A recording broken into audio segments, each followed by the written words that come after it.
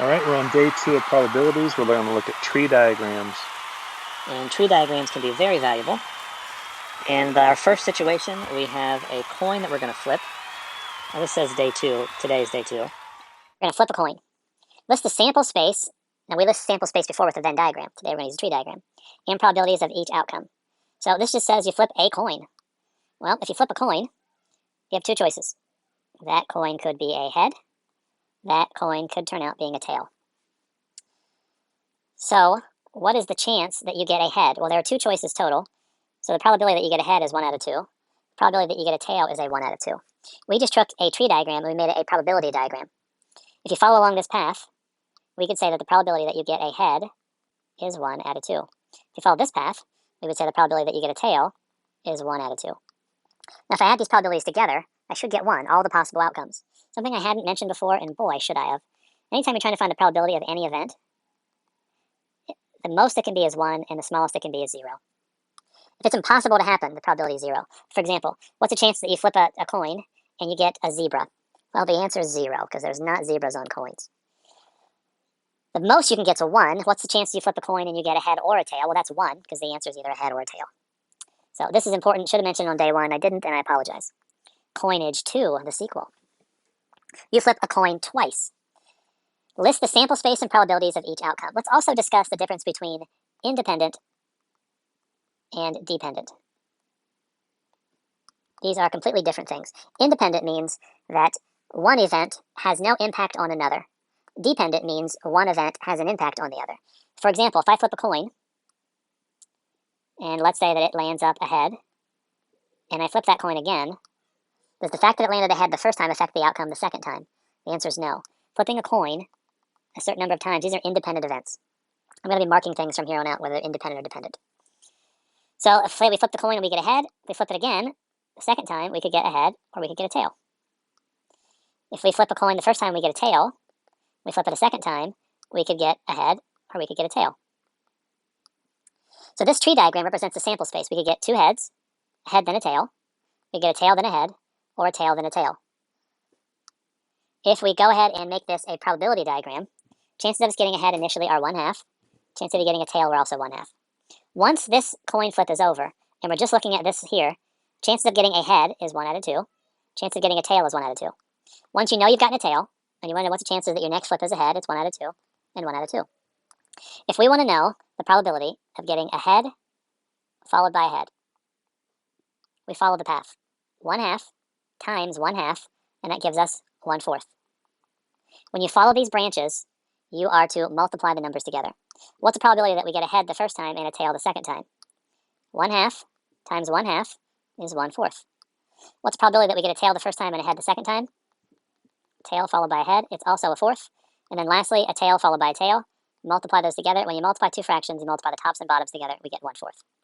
Now if we add all of these together, we should get 1. And we do, because 1/4 and 1/4 and 1/4, that's 1. Let me ask you another question to this one. It's not in your notes. What's the probability that we get at least 1 head? At least 1 head. There's a couple different ways you could do this. We could look through this and say, well, here's a path where there's at least 1 head, that's 1. Here's a path where there's at least 1 head, that's 2. That's a 4th and a 4th. And then here's a path where there's at least 1 head, so that's 3. So we could say, well, that's going to be a 4th and a 4th and a 4th, because if you're going to add separate paths together. If you follow a path, you multiply. If you add paths together, then you add them together. We get 3/4. A different way to ask this question: what's the probability of not getting any heads? If you're not getting any heads, that means you're getting 2 tails. These are complementary events, mutually exclusive from each other. So getting 2 tails, well, that's 1 out of 4.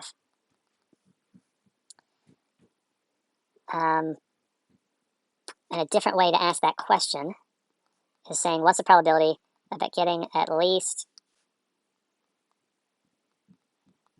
1 head? Well, let me not say that. I'm sorry. All right, let's move on here. Let's say we flip a coin 3 times. Now this starts to get a little problematic. Let me do this. This is list the sample space. We're not going to actually do that.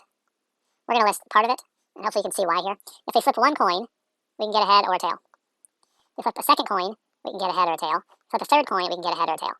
If we continue to fill this out, we're going to have lots and lots of outcomes here by the time we're done. We're going to have 8 different outcomes. And that takes quite a long time to do so. If you follow along this top path, that's a probability of us getting 3 heads in a row. If each of these paths is a half times a half times a half is 1/8. So let me ask this. What's the probability of getting at least one tail? At least one tail. We could say this is equal to the entire outcome minus the complement of this. The complement is the opposite of this. At least one tail means no tails. No tails would mean that we're getting a head and a head and a head. So this would be 8/8 minus 1/8, which would be 7/8. Long story short, if you take a probability of an event plus the probability of that event's complement, that has to equal 1. If you manipulate this equation, it means anytime you want to find an event, and it's difficult to find for whatever reason, you can just take 1 minus the probability of the complement of that event, which is what we attempted to do in this situation. So if we don't do this, we would have to list this entire Venn diagram and go through every path, multiplying all those together. There'd be 7 of those paths that worked, and then adding those together get 7/8. Or we could do 1 minus the probability of the complement of at least one tail, and that complement is they're all heads. It gets a little confusing once we start going this route, but at the same time, it's kind of fascinating. Roll that die. Deuce is obsessed with 2s. Oh, I don't think I mentioned on this last one, these are independent events once again. Doesn't matter how many times you roll a die, they're going to be independent of each other. Deuce is obsessed with 2s. He's so obsessed that he rolls a die 2 times. If Deuce is only concerned with getting a 2 on each die, list the sample space of getting and not getting 2s. List the probability of each outcome. So as we saw over here, listing all the outcomes, which I didn't do, it can make this, it's just a lot of work. So let's focus on the fact that Deuce only cares about getting a 2 or not a 2. Not a 2 would be the complement of getting a 2. So he's going to roll 2 die. And let's focus on his outcomes. Now we could draw this 6 of these and say he can get a 1 or a 2 or a 3 or a 4 or a 5 or a 6.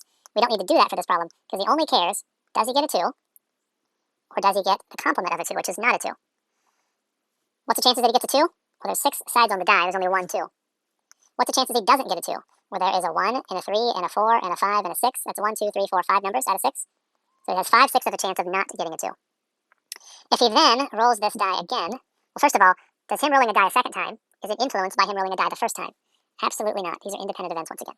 So he rolls a die again, and he can either get a 2 or not a 2, the complement. If he didn't get a 2 the first time, he could get a 2 the second time, or not a 2. What's the chances that you get a 2 on every toss of a die? 1 out of 6. What's the chances you don't get a 2? 5 out of 6. What's the chances you get a 2 on any roll? 1 out of 6. What's the chances that you don't get a 6? 1 out of 6. Notice each branch should add up to 1. And that just shows me right here, I didn't write that right.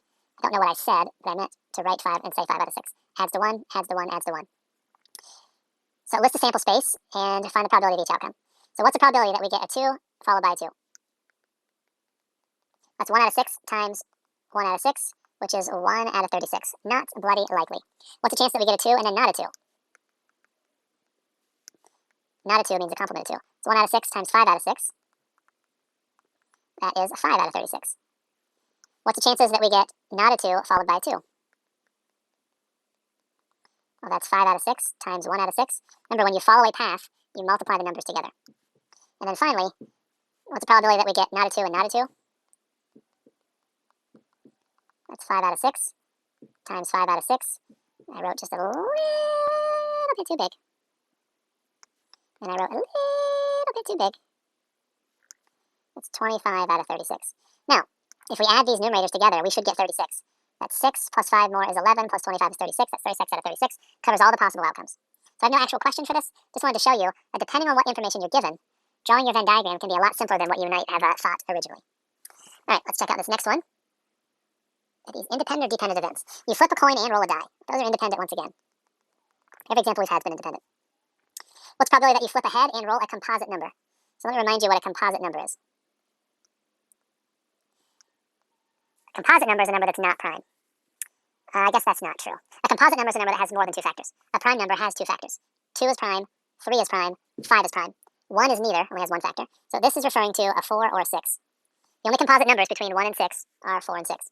So we want to first flip a coin, and you got 2 choices. You can have a head, or you could have not a head. Now I could call this a tail if I wanted, that would be fine. But since I want the probability of a head and a composite number, I'm just going to say what I want and what I don't want. Chance of getting a head are 1 out of 2. Chance of not getting a head, also 1 out of 2. So if I get a head the first time, now I want to know what's the chance I get a composite number. There are 2 composite numbers out of 6. So this is 2 out of 6, or I could say 1 out of 3. It's probably better when you're doing this not to simplify these fractions. So what's the chances that I get something that's not composite? Well, that must mean the other 4 that remain. I could fill out this entire Venn diagram, but I don't need to, because I just need the path where I get a head and a composite number. And the only path that has that is this path here. So the probability that I get a head followed by a composite number is 1 out of 2 times 2 out of 6, which is 2 out of 12. If you want to reduce it to 1 out of 6, that's cool. If you don't want to, that's fine as well. Looks like that concludes the notes. And at some point, we're going to talk more about independent and dependent, and that does affect how you do some problems. So hopefully the homework that doesn't happen, if it does, I will be there to explain it to you.